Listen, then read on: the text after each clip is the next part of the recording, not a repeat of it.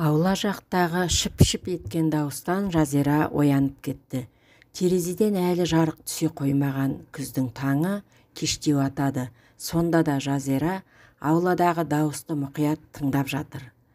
Түскеніне енді ғана бір айдай болған келіні күн сайын осылай ерте тұрып, аула мен көшеге су шашып сыпырады. 4-те тұрмай-ақ 5-те тұрса да болар еді-ау. Күнде кеш жатып ерте оянады. Бұл да біреудің әлпештеп өсірген сүйікті қызы ғой, деп ойлады Жазира. Бірақ онысын келініне айта алмайды.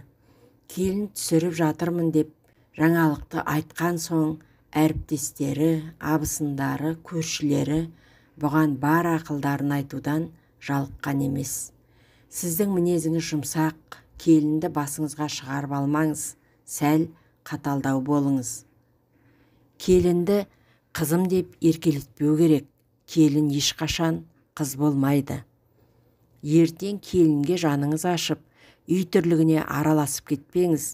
Әбден үйреніп алған соң, тірлікті сіздің мойныңызға оп-оңай арта салады. Келінді бастан ығыңызға жығып алыңыз. Осы сарынды кеңестерден соң ене болған ол өзгерді де қалды. Келін eğilіп сәлем салса да, естір-естімес көп жаса дейді де жақтырмаған кейіп танытады. Тамақтың тұзына әлде бір сылтау тауып, келіннен кемшілік тапқанына іштей риза болады. Міне, қазір соларды ойлап, өзінің 200-ді болып жүргеніне өкінгендей. Өйткені абысын, көрші, әріптестері дайындап берген сценарийді орындап жүргені, кеше ғана келген келінге жылы қабақ танытпағаны жанына батып тұр. Ой қиялы сонау өзінің жас келін болып жүрген кезіне жетелей алып кетті. Жазираның енесі де дәл осындай күздің салқыны кезінде келін болып түскен еді. Ата енесі өте жақсы адамдар екен. Көп балалы отбасы болғандықтан үйде адам көп. Марқұм атасы бұған өле-өлгенше риза болып кетті. Енесі әлі бар, шүкір, кіші ұлдың қолында. Бір күні кешкі тамақ үстінде балалардың бірі су, бірі дәретке барып келейік дегесін, Жазира бәрінің өтінішін орындап, жүгіріп, желіп қызметтерін атқарады.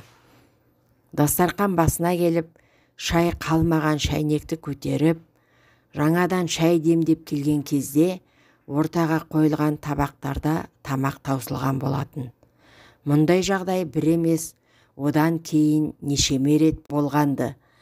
Өйткені үлкен отбасы, әсіресе кішкене ұл балалары көп отбасында болатын жайттар. Бір түйірде астан ауыз тимеген Жазира дастарханды жинап, ыдыстарды жуып шайып, ертең мектепке баратын қайын сіңлілері мен қайныларының формаларына үтік басу үшін бөлмесіне кіріп кетті. Үтікті қоспақ болған кезде бөлмеге кіріп келе жатқан аяқ даусын естіп, есікке қарады. Енесі екен. Қолында тәрелкеге салынған 2 дана шикілеу етіп қуырылған жұмыртқа және 3-4 кесім наны бар, жылы жүзбен күлімдеп тұр. Балам, киімді сосын үтіктейсің. Алдымен мынаны жеп ал, жарай ма? Деп мұның маңдайынан ыстық алақанымен сипап, сүйді де бөлмеден шығып кетті. Дәл осындай мейірімді өзі қарт енесінен әлі күнге дейін көріп келеді. Алғысын алып келеді. Бәрін көз алдынан өткерген енесі дәл осы сәтте өзгелердің сөзіне еріп жүргенінен мықтап ұялды. Орнынан жылдам тұрып, басына орамалын байлады. Беті қолын жуып, асханаға беттеді, шай қойды. Дастарханға таңғы асты өзі дайындады. Ал аула сыпырып болған келіні бұл уақытта қойлардың жем-шөбін беріп келе жатыр екен. Енесін көріп, eğilіп сәлемін салды. Жазира келініне мейіріммен қарап, көп жаса деді де, жаңа келіннің маңдайынан дәл өзінің енесі сияқты алақанымен сипап, сүйіп қойды. Балам, жүр, Екеулеп алдымен шай ішіп алайық, бүгін жексенбі, басқалар сәл кеште оянады, сосын екеулеп самса пісірейік. Үлкен енеңе барамыз, сенің қолыңнан шыққан дәмді самсалардан апарамыз.